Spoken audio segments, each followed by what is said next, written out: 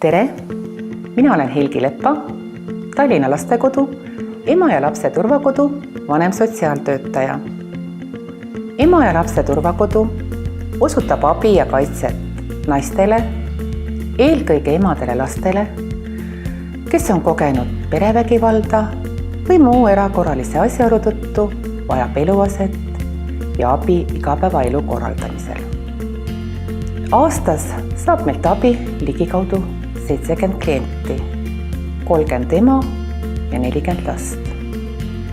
Pere võib meie juures viibida seni, kuni tema probleemid leiavad lahenduse. Keskmine teenusel viibimise aeg on 3–4 kuud. Teenuse raames me nõustame peret, suuname teda igapäevaelu kohustustega toimetulemisel, juhendame laste kasvatamisel,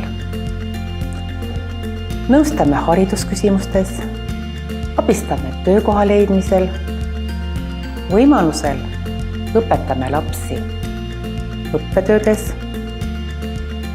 korraldame vaba-ajategevusi ja tähistame sünnipäevi.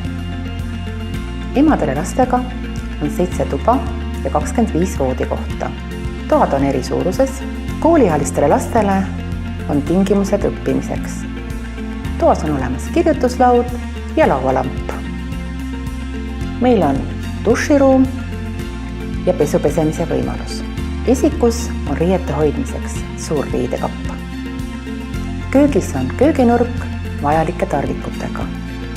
Pliit toidu valmistamiseks, kapid toiduainete hoidmiseks. Elutoas on suur laud, televiisori vaatamise võimalus, lastele mängunurk ja raamaturiiul. Siin on mõnus ühiselt aega veeta. Abivajajad saavad meie poole pöörduda elukohajärgse sotsiaalhoolekande osakonna kaudu või võtta meiega otseühendust. Lisainformatsiooni leiate internetist tallinnalastekodu.ee